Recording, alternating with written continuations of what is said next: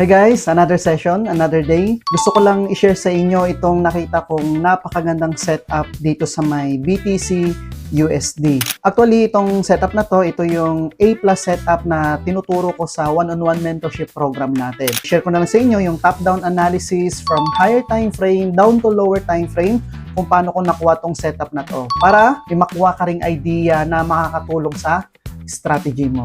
Alright? So kung ready ka na, let's go! So, ito guys, ito yung nakikita nyo sa screen, itong BTC USD. Ito yung setup na nakuha ko last February 21.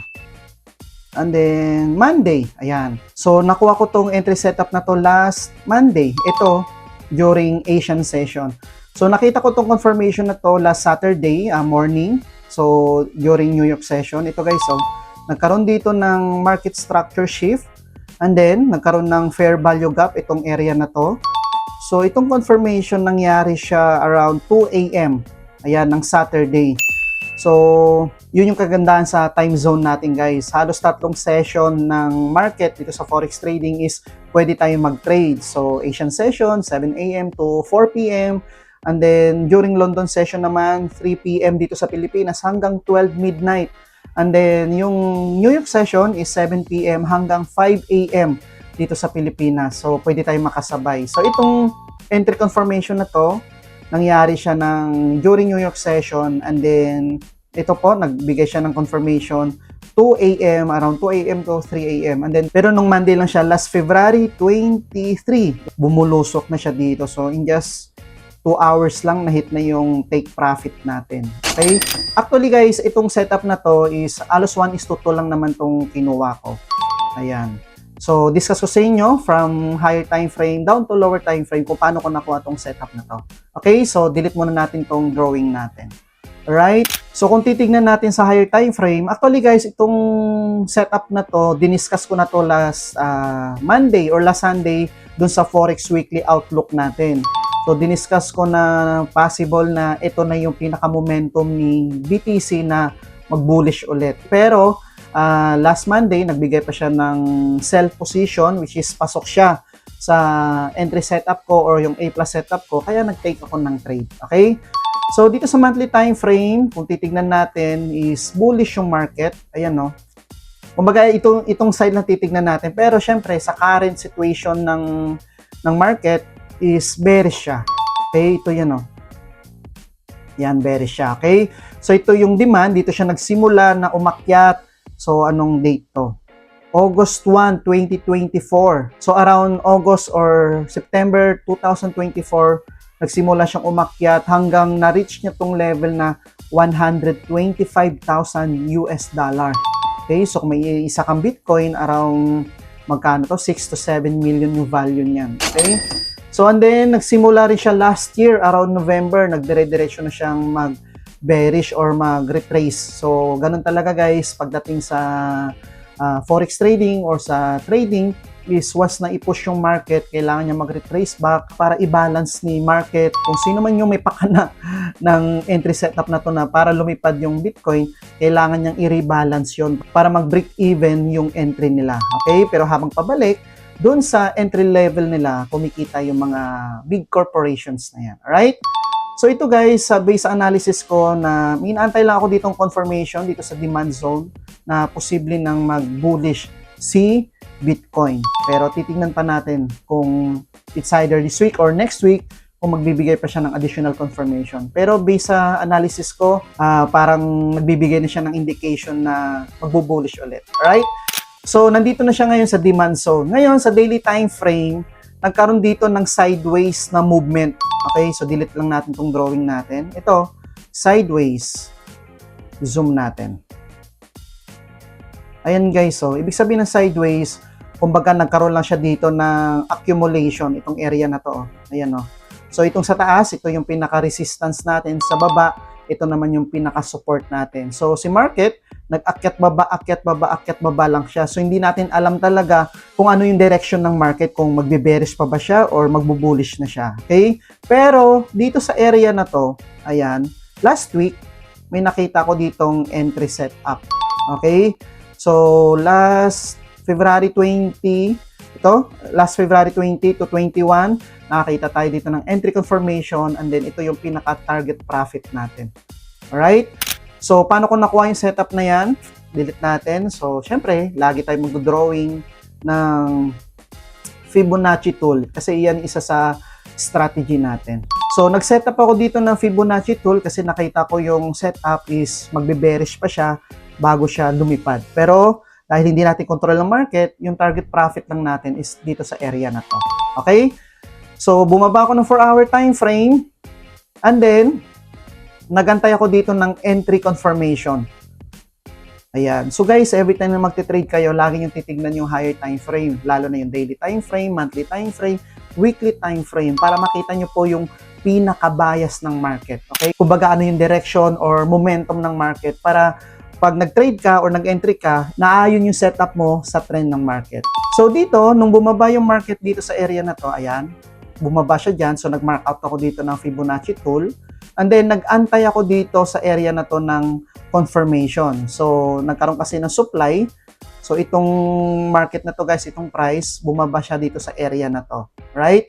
So based dito sa may Fibonacci tool natin, itong sa taas, ito yung premium zone. And then ito sa baba, ito yung discount zone. So ngayon, kapag yung market bumaba, katulad nito, so antay natin umakyat yan. Actually dito, hindi ko nakita eh. Wala akong nakita dito. Not sure lang kung nakapag-entry ako dito sa area na to. Kasi halos pareho lang sila ng confirmation. Okay? So anyways, ito pag-usapan natin, itong confirmation na to. So undo lang natin para ma-delete natin yung ating drawing. So ngayon, nung nakita ko tong setup na to, ayan, and then nung bumalik siya dito, syempre bumaba ako sa lower time frame. Doon sa 1 hour or 15 minute at doon ako nag-antay ng entry confirmation. So ito guys, nakita ko yung confirmation na to sa 30 minute or 15 minute time frame. Ito yon. Ayan. Alright. So ito yung guys. So ito yung setup. Kung makikita nyo, ito yung setup sa daily time frame and 4-hour time frame. Itong area na to. Ayan. Okay? So ngayon, nung bumalik siya dito sa may premium zone, nag-antay ako ng entry confirmation. Actually, dito ko in-expect kung aakyat talaga siya eh, kasi ito yung pinaka-optimal trade entry natin na area. Pero, dito lang siya bumalik sa pinaka-equilibrium ng market, itong area na to. Okay? And then, ayun, nagbigay siya ng confirmation which is pasok siya sa A+ setup natin. Ayan.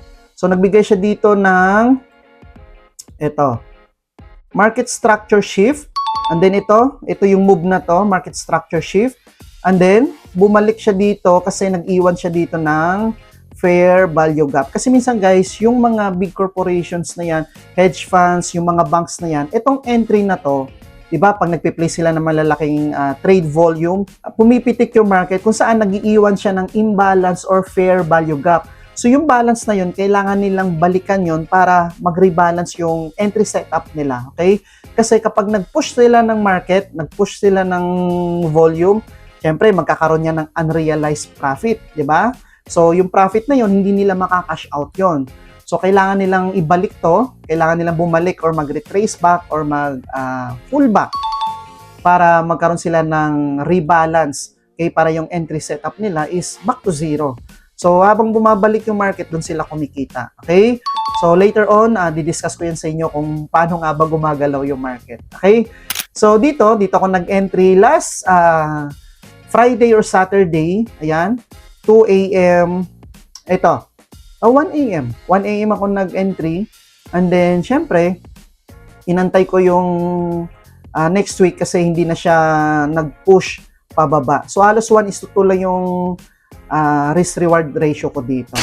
Kasi dun sa one-on-one mentorship natin guys, itong strategy na na-build ko or na-create ko, which is yung A+ strategy, ito, profitable siya as 1:2 lang. Pag more than that, hindi siya sustainable at kadalasan na bumabalik talaga siya sa kung saan ka nag-entry. So minsan, nadadali pa yung capital mo. Yung win mo, hindi mo na nakuha, natalo pa yung capital mo. So, It's either minsan kasi hindi talaga natin may iwasan yung pagiging greed na meron ka ng 1:2 na profit, pero ang nangyayari minsan yung entry natin hindi natin binibreak even kasi minsan bumabalik siya at saka siya dumidiretso doon sa take profit natin. Okay, tingnan nyo na lang yung screenshot guys. Makikita naman doon yung take profit natin kung anong level and then yung entry position natin kung ano yung level na nag-entry tayo. Ito yung nakuha kong analysis dito sa may BTC. Right? So dito ko nilagay yung take profit around this area. So 1:2. Pero ang pinaka-target profit ko talaga sana itong area na to. Ayan. Okay? So hindi ko na double check guys. Kung ano, basta nagkaroon na tayo ng profit dito. And then, tingnan nyo guys, after niyang bumaba dito, so nagkaroon siya ng big move, which is, may pakana nito is yung mga malalaking bangko, and then yung mga hedge funds, yung mga large investors or big corporation, and then nag-retrace back siya konti, and then bumalik, at eto, ayan last, Tuesday, nag-retrace back ulit siya. So, ito is maganda siyang indication na possible na si BTC is, pero nakikita ko dito sa setup based sa A+ strategy ko, na posibleng bumalik kasi siya dito sa may premium zone, posible siyang bumaba ulit eh. Pero, if ever na mag-retrace back siya dito sa demand na to, at nagbigay siya dito ng entry confirmation, magti-take tayo dito ng long position. Okay? So ngayon kung ikaw may malaking budget at meron ka ng idea dito sa trading, siguro maganda rin mag-hold kahit isang entry lang, swing setup. Hold ka na possible this year umakyat na ulit si Bitcoin at lagpasan niya yung $125,000 na level na all-time high ni BTC. So guys, yan po yung analysis natin dito sa BTC USD kung paano ko nakuha tong A+ setup na to.